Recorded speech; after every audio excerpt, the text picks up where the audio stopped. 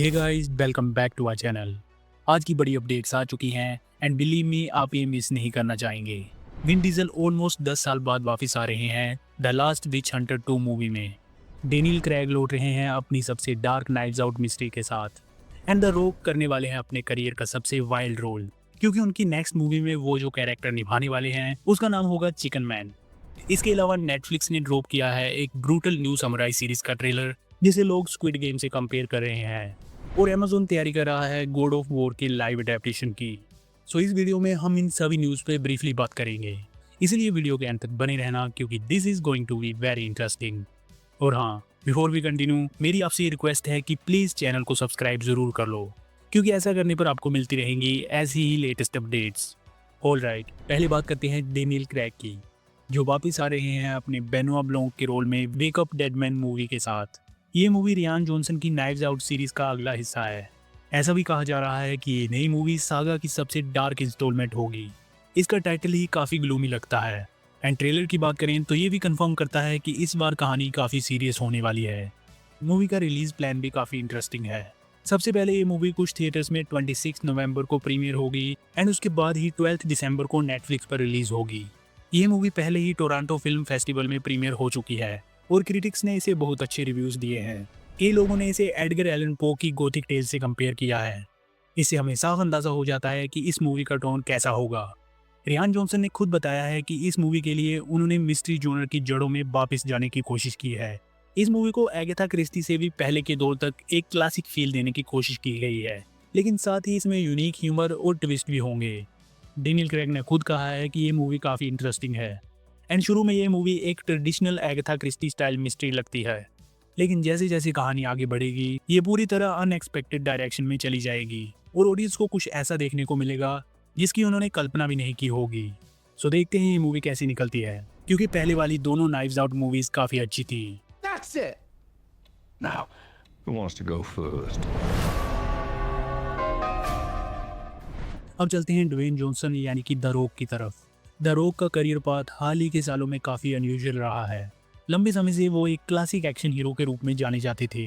Fast and furious, Jumanji और कई blockbuster movies के जरिए उन्होंने अपनी ये पहचान बना ली थी। बट नाउ वो अलग तरह के थोड़े अजीब और ड्रामेटिक प्रोजेक्ट्स चुन रहे हैं। डायरेक्टर बेनी सैफ्टी के साथ द स्मैशिंग मशीन मूवी करने के बाद अब वो फिर से इनके साथ जुड़ रहे हैं एक बिल्कुल अलग प्रोजेक्ट के लिए, जो है लिजन म्यूजिक की अडेप्टेशन। ये कहानी 1970s के एक नोवेल पर बेस्ड है। इसका प्लॉट एक लड़के के बारे में है जो एक अजीब लेट नाइट ब्रॉडकास्ट डिस्कवर करता है जहाँ लिजर्ड्स म्यूजिक बजा रही होती हैं। हाँ, ये सुनने में काफ़ी अजीब लगता है, लेकिन यही उसे एक हिडन दुनिया में ले जाता है जो मैजिक और मिस्ट्री से भरी है। एंड कहानी का सबसे क्यूरियस पार्ट है ड्वेन जॉनसन का रोल, क्योंकि इस बार वो एक मस्कुलर एक्शन हीरो के रोल में नजर नहीं आएंगे, बल्कि वो एक एसेंट्रिक कैरेक्टर चिकन मैन का रोल निभाएंगे जो उस लड़के को इस जर्नी में गाइड करता है।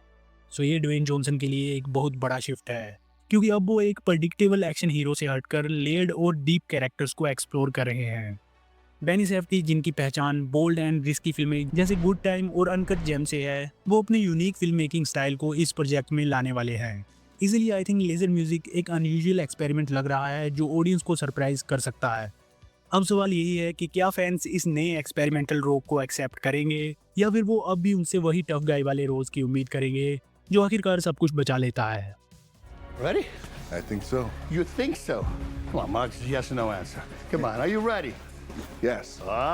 Marquito is back. Moving on to next one, तो आप में से बहुत से लोगों को शायद ये मूवी याद होगी, द लास्ट विच हंटर। ये एक फैंटेसी मूवी थी जिसमें विन डीजल ने एक वॉरियर का रोल किया था जो इमोर्टल विचेस का शिकार करता है। सो नाउ लगभग 10 साल बाद लायंस गेट ने ऑफिशियली इसके सीक्वल को अप्रूव कर दिया है, यानी दूसरी मूवी अब डेवलपमेंट में है। एंड यस, विन डीजल वापस आ रहे हैं कोल्डर के रोल में, वो कर्स्ड हंटर जो कभी मर नहीं सकता।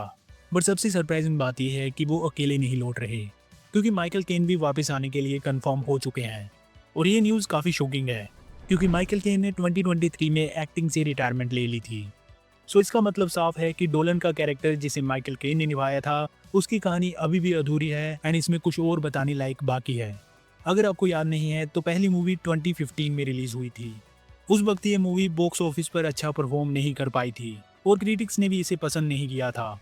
रोटन टोमेटोज पे इसे 18% अप्रूवल मिला है, जो बहुत ही लो रेटिंग है। थिएटर्स में भी ये मूवी मुश्किल से अपना बजट डबल कर पाई थी, यानी साफ तौर पर ये मूवी कोई बड़ी सक्सेस नहीं थी। लेकिन पिछले कुछ सालों में धीरे धीरे एक इंटरेस्टिंग चीज़ हुई। ये मूवी स्ट्रीमिंग प्लेटफॉर्म्स पर काफ़ी देखी जाने लगी और धीरे धीरे एक कल्ट फेवरेट बन गई। ऑनलाइन व्यूअरशिप से इसने काफ़ी पैसा कमाया है। इसी स्ट्रीमिंग सक्सेस ने लायंसगेट को ये रियलाइज़ कराया कि उनके पास एक मौका है। उन्होंने देखा कि भले ही लोग शुरू में इस फिल्म पर बिलीव नहीं करते थे, लेकिन बाद में इसने एक small but passionate fan base बना ली है। सो अब स्टूडियो इसी डार्क फैंटेसी यूनिवर्स को एक्सपेंड करना चाहता है और ज़्यादा फिल्में बनाकर इसे मिल्क करना चाहता है। मतलब इन मूवी से ज़्यादा सक्सेस और प्रॉफिट कमाना चाहते हैं। बट यहाँ पर एक प्रॉब्लम भी है। विन डीजल का शेड्यूल काफ़ी बिजी है, क्योंकि नाउ वो फास्ट एंड फ्यूरियस फ्रेंचाइज में लगे हुए हैं एंड अभी फिलहाल वो ज़्यादा फोकस कर रहे हैं फास्ट एक्स पार्ट 2 पर, जो इस पूरी सागा की फाइनल फिल्म मानी जा रही है। सो इसका मतलब ये है कि भले ही the last witch hunter 2 officially development में है, लेकिन इसकी शूटिंग या रिलीज डेट अभी तक फिक्स नहीं हुई है। यहाँ पे असली सवाल ये है कि क्या विचेस, इमोर्टैलिटी और रिवेंज वाली ये कहानी इस बार ऑडियंस को ज़्यादा पसंद आएगी, या फिर ये विन डीजल के लॉयल फैंस के लिए एक और गिल्टी प्लेजर बनकर रह जाएगी। अब चलते हैं नेटफ्लिक्स की नई सीरीज़ की तरफ। नेटफ्लिक्स ने हाल ही में लास्ट समुराई स्टैंडिंग का ट्रेलर रिलीज़ किया, जो कि एक एक्शन पैक्ड सीरीज़ लग रही है। एक्चुअली ये शो शोगो इमामुरा के नोवेल इकुसागामी पर बेस्ड है। सुनाओ इस पर एक लाइव एक्शन सीरीज़ बनाई गई है, जिसमें जूनिची ओकाडा लीड रोल में है।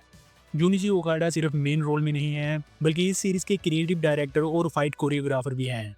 सीरीज़ की कहानी शुजिरो सागा नाम के सैमुराई की है, जो एक डेडली कंपटीशन में उतरता है, जिसका एक सिंपल रूल है, हर वॉरियर को किसी और से एमुलेट चुराना होगा और आखिर में सिर्फ एक ही इंसान बचेगा, जिसे प्राइज के रूप में 1 बिलियन येन मिलेंगे। लेकिन सागा के लिए ये सिर्फ पैसे का सवाल नहीं है, वो अपनी वाइफ और बेटे को बचाने के लिए लड़ता है। सो ट्रेलर के बाद कई लोग इस सीरीज़ को स्क्विड गेम से कंपेयर कर रहे हैं, जिसमें 19th सेंचुरी जापान का सैमुराई ट्विस्ट और शोगन सीरीज जैसी वाइब है। ये series Busan international film festival में प्रीमियर होगी और इसके बाद 13 नवंबर को नेटफ्लिक्स पर आएगी। ट्रेलर में पहले ही एक इनक्रेडिबल सीक्वेंस दिखाया गया है। एक मंदिर के अंदर मैसिव बैटल हो रही है, जिसमें 1000 से ज़्यादा कास्ट एंड क्रू शामिल हैं। पर्सपेक्टिव के लिए मैं आपको बता देता हूँ कि गेम ऑफ थ्रोन्स के famous battle of bastard sequence में करीब 600 लोग थे, तो इस सीन में लगभग डबल लोग होंगे। एंड इतने सारे वॉरियर्स के लिए यूनिक कॉस्ट्यूम डिज़ाइन किए गए हैं। इसलिए I think last samurai standing, Shogun और स्क्विड गेम जैसे शोज़ को जापान का बड़ा जवाब हो सकता है। तो देखते हैं कि क्या ये सीरीज़ अच्छी निकलती है या फिर ये नेटफ्लिक्स का एक और एम्बिशियस एक्सपेरिमेंट बनकर रह जाता है।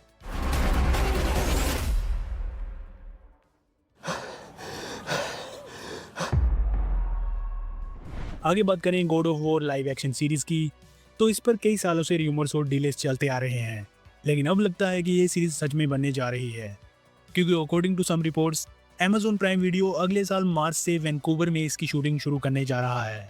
अभी तक सीरीज़ की कास्ट कंफर्म नहीं हुई, इसलिए ये भी क्लियर नहीं है कि क्रेटोस का रोल कौन निभाएगा, बट कहानी वही होगी जो रीसेंट गेम्स में दिखाई गई है। क्रेटोस ने ग्रीस का अपना वॉयलेंट पास्ट पीछे छोड़ दिया है और अब वो मिडगार्ड के नॉर्स किंगडम में पीसफुली रहना चाहता है, लेकिन कुछ इवेंट्स ऐसे आएंगे जो उसे एक और एपिक जर्नी पर ले जाएंगे। नेक्स्ट बात करते हैं शेरलॉक होम्स की। हमने इस कैरेक्टर की पहले कई एडाप्टेशंस देखी हैं, रॉबर्ट डाउनी जूनियर की मूवीज़, बेनेडिक्ट कम्बरबैच का शेरलॉक शो और जॉनी ली मिलर की एलिमेंट्री सीरीज़। लेकिन अब कुछ अलग आने वाला है, एक एनिमेटेड शेरलॉक होम्स सीरीज़ जो खास तौर पर अडल्ट्स के लिए बनाई जा रही है। फिलहाल इस सीरीज़ का वर्किंग टाइटल है एनिमेटेड शेरलॉक एंड ये निकोलस कॉन्ग की book the unexpurgated adventures of Sherlock Holmes पर बेस्ड होगी।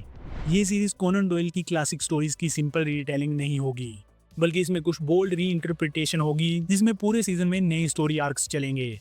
इस प्रोजेक्ट में ऐसे क्रिएटिव्स शामिल हैं जिनके पास एनिमेशन का बड़ा एक्सपीरियंस है। ये पहले श्रेक मूवी और रेन एंड स्टिम्पी जैसे शो पर काम कर चुके हैं। क्रिएटिव्स का कहना है कि एनिमेशन उन्हें ज़्यादा फ्रीडम देता है ताकि वो दुनिया को और इमेजिनेटिव, डेयरिंग और ह्यूमरस बना सकें, लेकिन साथ ही वो शेरलॉक होम्स का एसेंस भी मेंटेन रखेंगे। अडल्ट ऑडियंस के लिए एनिमेटेड शेरलॉक होम्स बहुत रेयर है।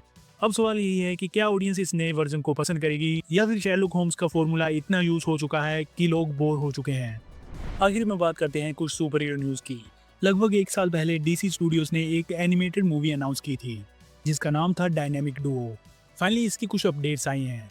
इस मूवी को मैट रीव्स और जेम्स गन प्रोड्यूस कर रहे हैं एंड इसमें हमें 2 रॉबिन्स की ओरिजिन्स दिखाई जाएंगी, Dick Grayson and Jason Todd. Script को फिर से लिखा जा रहा है एंड इसे वही राइटर लिख रहे हैं जिन्होंने 500 डेज ऑफ समर और द डिजास्टर आर्टिस्ट जैसी मूवीज लिखी हैं। मूवी के डायरेक्टर आर्थर मिंट्स हैं और वो स्वे बॉक्स स्टूडियोज के साथ मिलकर काम कर रहे हैं। एक्चुअली प्लान ये है कि इसमें हाइब्रिड टेक्निक यूज होगी, जिसमें CGI, स्टॉप मोशन और लाइव परफॉर्मेंस का मिक्स होगा। इसे वो लोग मोमो एनिमेशन कह रहे हैं। यानी ये project normal DC animated movies जैसा नहीं दिखेगा। भले ही मैट रिव्स इसमें जुड़े हैं, लेकिन ये कहानी रॉबर्ट पैटिंसन की बैटमैन मूवी से कनेक्ट नहीं करेगी। ये एक कम्प्लीटली इंडिपेंडेंट प्रोजेक्ट है। साथ ही ये उन कई रोबिन एडेप्टेशंस में से एक है जो इस वक्त बन रही हैं, जैसे एंडी मुschietti की The Brave and the Bold, जिसमें डेमियन वेन रॉबिन के रूप में नजर आएगा। DC इन दिनों एनिमेशन में काफ़ी इन्वेस्ट कर रहा है, खासकर क्रीचर कमांडोज की सक्सेस के बाद। ऐसा भी सुनने में आया है कि वो ब्लू बीटल के लिए एक एनिमेटेड सीरीज बना रहे हैं। जहाँ तक डायनेमिक डुओ का सवाल है, तो इसकी रिलीज डेट 30 जून 2028 बताई गई है। यानी फैंस को इसके लिए काफ़ी लंबा इंतज़ार करना पड़ेगा। तो ये थी आज की सारी अपडेट्स। उम्मीद है कि आपको ये वीडियो पसंद आई होगी। So what do you think? आप इन सभी न्यूज़ के बारे में क्या सोचते हैं? अपने थॉट्स एंड थ्योरीज कमेंट्स में ज़रूर बताना। वेंसडे का सीज़न 2 मुझे सीज़न 1 से भी अच्छा लगा, क्योंकि इसमें स्टोरी, कैरेक्टर और वही गोथिक वाइब हमें ज़्यादा इम्पैक्टफुल तरीके से दिखाई गई।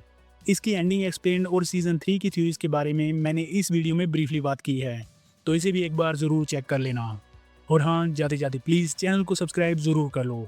आई सी यू द नेक्स्ट वन। पसंद आया लाइक करो, पसंद नहीं आया तो टेस्ट इट।